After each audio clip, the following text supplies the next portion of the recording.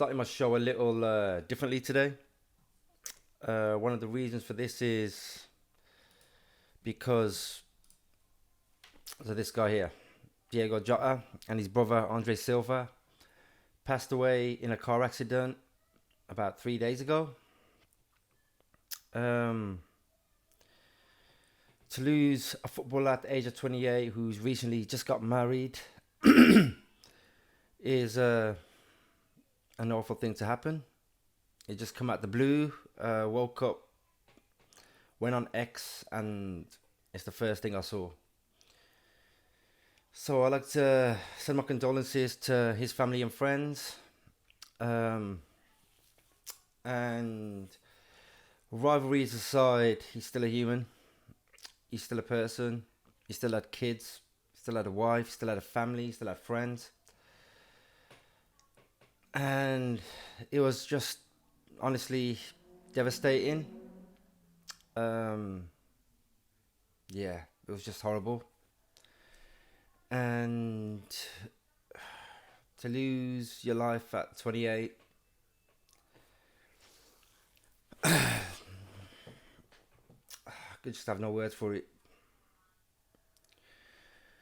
But yeah, my condolences to his family and friends, and yeah. Let's begin with discussing these guys. We've got Rashford, Antony, Sancho, and Garnacho, along with Malacia, who's missing from the picture.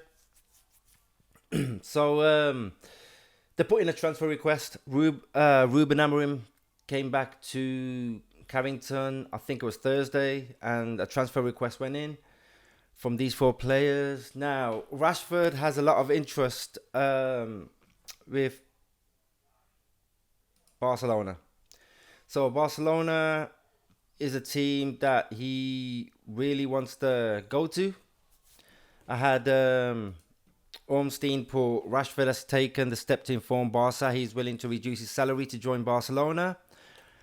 He really wants to play for Barcelona. Now, with Nico Williams' deal falling through and him staying at Athletic Bilbao, it's pretty much paved the way for Rashford to probably go on loan if they want him. They haven't come in for him yet. All I've heard is Rashford just mentioning the fact that he wants to move. He wants to go across to Barcelona. He wants to play in Barcelona. That's all we've heard. With Nico Williams' deal falling through and Liverpool saying no to Luis, it might prompt him to go for Rashford. I'm not sure whether talks have begun or what they've been discussed. He's willing to take a pay cut for it.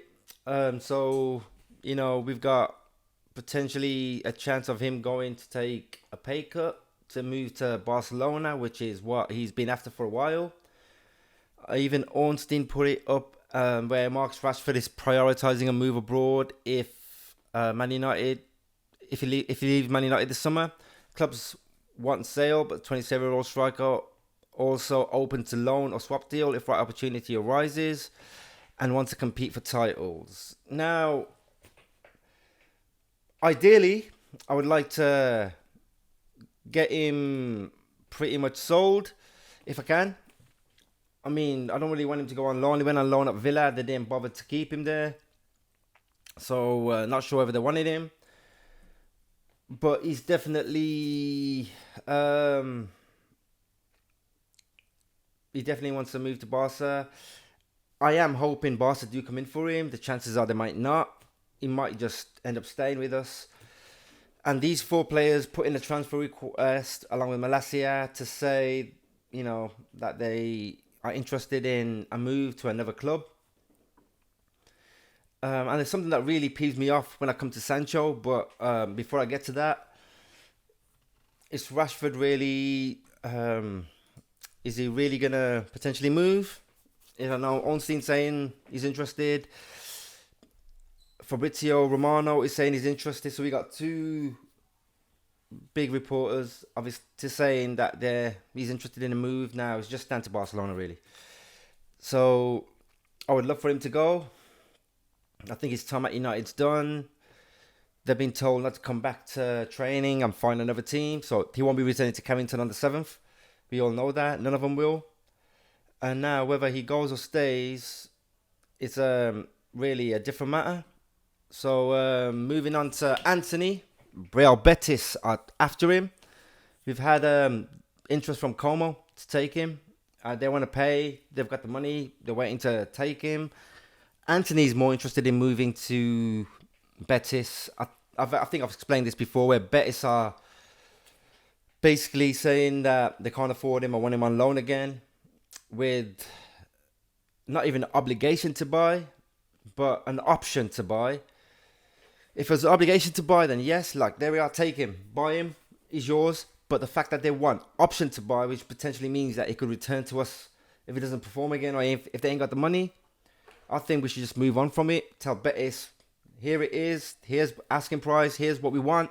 If you don't want him, see you later, bye. We're moving on to somebody else, and then move him on to somebody else. The only other issue with that is Antony's got his eyes set on and his heart set on moving to Betis. So he might not even want another team, which means we might potentially get stuck with him. And the issue we've got is getting rid of players. How are we going to get rid of players if they're not willing to move, or they can't find another team, or a team ain't coming in for them? The thing is about them not coming to training as well, is other teams will realise, they're not coming to training. United don't want him, so we can offer him whatever and buy him for whatever. And that's another issue that we're pretty much faced with. So it's a heartbreaking issue at the moment. We're trying to get players out and bring more players in. We've got Sancho now, who potentially, chances are, I've heard that Juventus and Sancho are like a couple of million away from agreeing on a deal. I know that United have agreed to the 25 million that Juventus have offered. I think it's brilliant that they've offered it and accepted it, and that Sancho is willing to take a little bit of a pay cut to move across. Start of the week, it was the issue with the wages, but I think they've been negotiating back and forth, and I think Sancho is actually keen on moving to Italy and playing for Juventus, which is great. I did hope the deal could get done quick, but obviously with Sancho and his wages, that I knew it wouldn't. So my hoping and what I knew were two different things. So Sancho will potentially end up, if it all works out, moving to Juventus, if they can agree on personal terms. And I'm hoping Sancho plays ball with this, because he's not wanted at United. He's not going to be in the first team. So I'm hoping they do play ball. I'm hoping he plays ball and moves. And I'm not going to lie, if he does move, I'm celebrating. I'm going to take my partner out, have a meal, have a few drinks, celebrate. I might even go on a night out just and have a Sancho see you later party. Because, as you're well aware by now, I really dislike the bloke, and I really dislike him. Apologies for looking to that direction. I've got my Mac here, so all set up, and I'm transitioning between different things, so I'm going back and forth. But yeah, I'm hoping that he does get out of here. And then we've got Garnacho, who, there was talks that he might be moving to Napoli, Inter, Juventus. There's had a few dreams. I think he wants to stay in the Premier League. I've not heard of many Premier League teams that have come in for him with a solid offer. I've been reading online that people think valuation of 60 million is too high for him. I don't think it is. 20 years old. He's got potential to be a great player. He just has to fix his attitude, which is the main concern, really, his attitude. So he's just got to really fix that. Whether he fixes it or not is while he moves, that's up to him. It'll be the other team's problem. We just need to shift him out. But what's the lowest? What's the lowest you guys think we should actually expect to get for him? Do you think 60 is too high? Do you think he's worth more along the lines of 40, 70, 80? Do you think 60 is too low? I think 60 for a player who's 21 or turning 21 is is really good. It's really good. So yeah, just hoping that these four Malacia can move on and find a better team. Another one on the radar is this gentleman here, Rasmus Hland.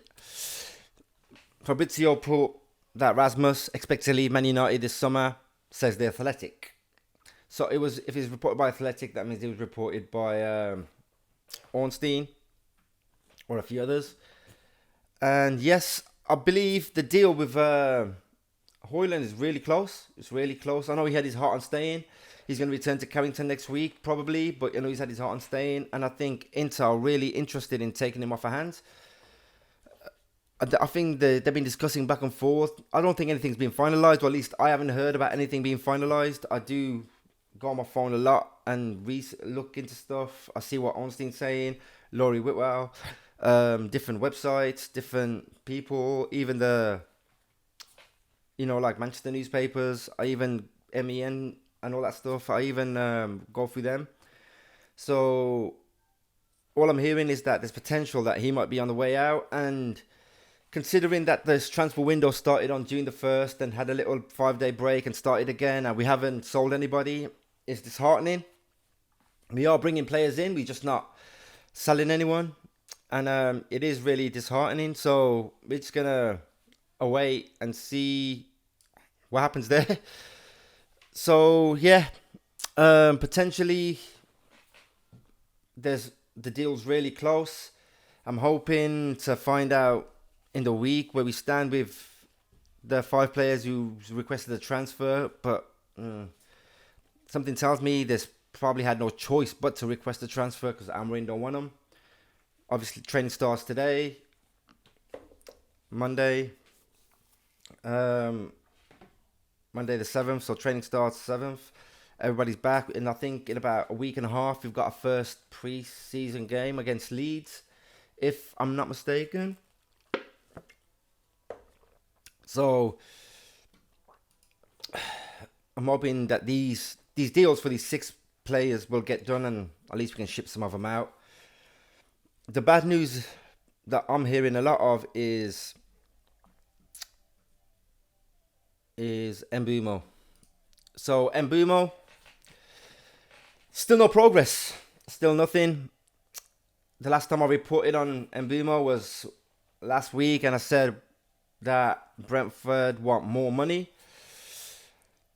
and they still do. I think they said something about Tottenham offering 70. Tottenham denied it. Yeah, or was that on my TikTok? I can't remember. Might have put it on my TikTok when I said this. But, Brentford wanting 70 because apparently Tottenham bid 70. Tottenham have denied bidding 70. But maybe they've got something going on with Thomas Frank to say that you bid 70. So it might be that. But then I read yesterday that they want 65 for him. And United are going to come in with a third bid anytime now with, I think it's 60 plus 5 million add-ons. I'll just offer 62.5 and then 2.5 in add-ons. But what's holding the deal up is that the agreement on the add-ons and how Brentford won it. So Brentford won a bulk of it and a lot of guaranteed add-ons, which I've explained previously, and we're not getting that. And the fact that I'm not hearing much news about it really has me in panic mode. Pretty much has me in panic mode because I'm not hearing nothing at all on it. So we're going to see how it pans out. And do we have players lined up in different positions to bring in? Alright, so we've just lost Gyorkeres. I literally, just before I started this, I read that him and Arsenal have agreed personal terms. So that's been agreed. They're now agreeing a deal with Sporting on what fee it should be. I think it's going to be about 80 million euros that Arsenal will probably take him off Sporting's hands for. And then that leaves us with Ollie Watkins, who I wouldn't mind. I wouldn't mind trying to get Mbeumo finished. I wouldn't mind getting Ollie in. 60 million for a 29-year-old striker. If he off. And I know I keep saying this, but what will his salon value be? Just say in 2 years' time, he'll be 31, 32 maybe. What will his salon value be? Will we make the 60 mil back? Depends on how he really plays, but we potentially at that age and coming towards the tail end of your career, chances are, no. Whereas if you offer him 40, chances are we can probably move him on for 40, like we are with like we're trying to do with Rashford. So Ollie Watkins and Villa need to sit down and figure out what they want. But if Villa want 60, like they wanted to sell him to Arsenal back in January for 60, then chances are we ain't going to get him. So that don't really leave much for us in the strike, in the striking options, especially with Haaland and Inter being close to a deal. That just leaves Xerxes up front with Obi, who's just really still learning. He's just coming to the first team last season. He's still learning, so he's still got a long way to go with that one. So yeah, there's a lot going on. It's just really slow, really slow. I think it's slower than a snail pace. You know when they say snail pace is really slow? Yeah, it's slower than snail pace.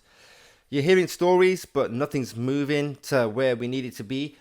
We need to really desperately sell players, and we still haven't.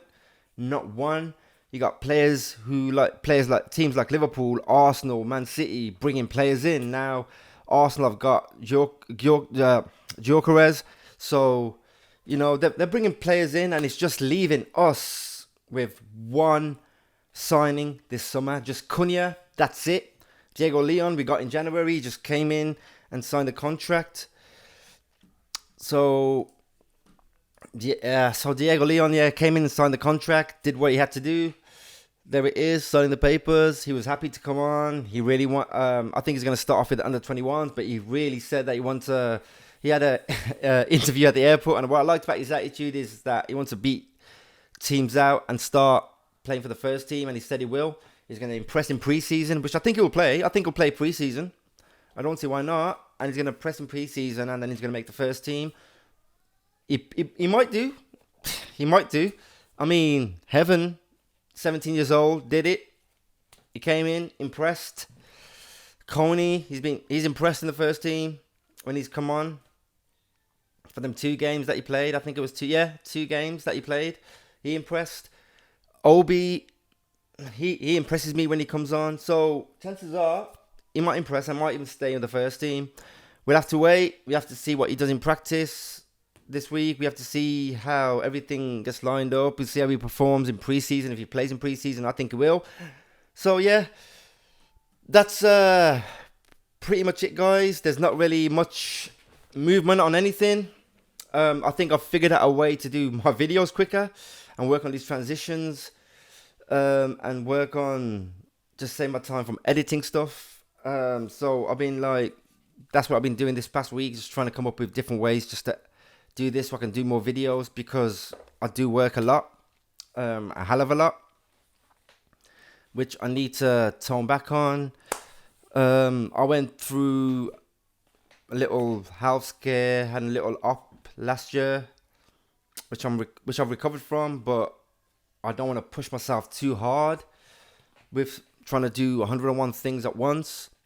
My partner's going through some medical stuff, so I have to in and out of hospital, and so there is a lot of stuff that's going on in the background. Hence why, when I say I wish I could do more videos, what holds me back is the fact that I have to sit there and edit them and shoot them, and it's just a time constraint that takes. So I've been doing a lot of research on how to do these videos quicker, and hopefully I found a way on how to do these videos quicker.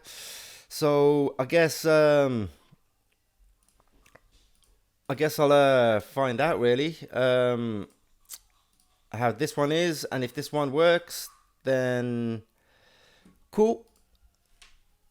And then I can do these videos a lot quicker, and then get them out quicker and bring you news quicker.